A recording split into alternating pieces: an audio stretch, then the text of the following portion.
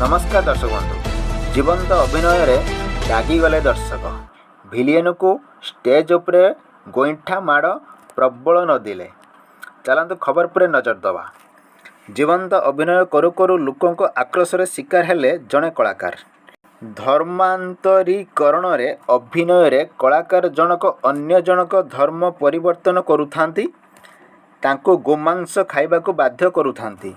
एतिकी बेले जड़े देखणाहारी कलाकार को आक्रमण करिसंती। गोईठा परे मुथ माड़े कलाकार जनक गुरुतर हो पड़ती। यही घटना घटी संबलपुर उपखंड नक्सापाली यात्रा मंचरे। नक्सापाली सोनमल यात्रा पार्टी स्वामी पाई पछे नरक को जीवी नाटक परिवेशन करा जायथिला। एथिरे धर्म परिवर्तन को नहीं गोटे दृश्य रही।